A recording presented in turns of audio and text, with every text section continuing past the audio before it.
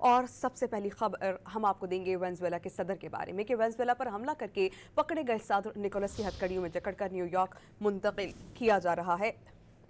Trump نے new York میں منشیات اور قاتلہ سمیت فوجداری مقدمہ چلانے کا اعلان کر دیا۔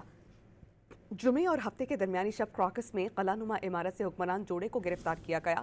آپریشن میں کوئی امریکی اہلکار زخمی یا ہلاک نہیں ہوا۔ صدر ڈونلڈ ٹرمپ نے کارروائی امریکی تاریخ کے کامیاب آپریشنز میں سے ایک قرار دے دی اور یہ بھی کہا کہ اقتدار کی منتقلی تک وینزویلا کو ہم چلائیں گے، امریکی تیل کمپنیز وینزویلا جائیں گی۔ امریکہ نے وینزویلا کے صدر نکولس مادورو کے خلاف کرمنل چارجز کے تحت کارروائی کا اعلان کر دیا۔ نکولس مادورو کے خلاف نیو یارک میں مقدمہ چلے گا۔ وینزویلا پر حملے کے حوالے سے بریفنگ دیتے ہوئے صدر ٹرمپ نے بتایا کہ نکولس مادورو کو گرفتار کرنے سے پہلے کراکس کی بجلی بند کر دی گئی تھی۔ وینزویلا کے صدر کو اہلیہ کے ہمراہ حراست میں لیا گیا۔ گرفتاری کے لیے آپریشن میں فضائی، زمینی اور بحری قوت کا شاندار مظاہرہ کیا گیا۔ واضح کیا کہ وینزویلا کو اقتدار کی منتقلی تک امریکہ چلائے گا، امریکی تیل کمپنیاں وینزویلا جائیں گی۔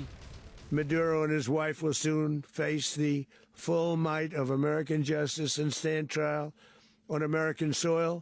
We are going to run the country until such time as we can do a safe, proper, and judicious transition. And it has to be judicious. As everyone knows, the oil business in Venezuela has been a bust, a total bust, for a long period of time. We're going to have our very large United States oil companies, the biggest anywhere in the world, go in and start making money for the country.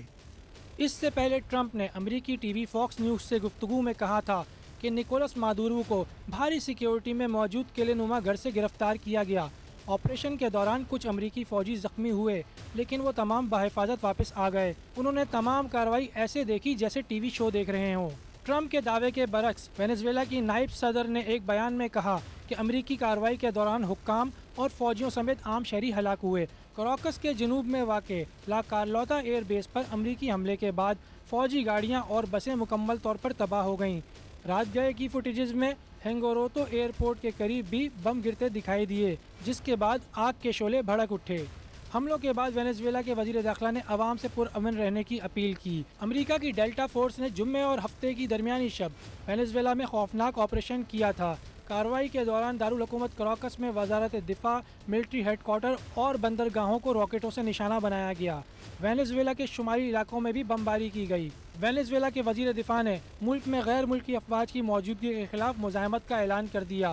وزیر دفاع Vladimir Lopez نے ایک video بیان میں امریکی حملے کو بزدلانہ عمل قرار دیا اور واضح کیا کہ حکومت کسی صورت ہتھیار نہیں ڈالے گی اور نہ ہی واشنگٹن کے دباؤ میں آئے گی۔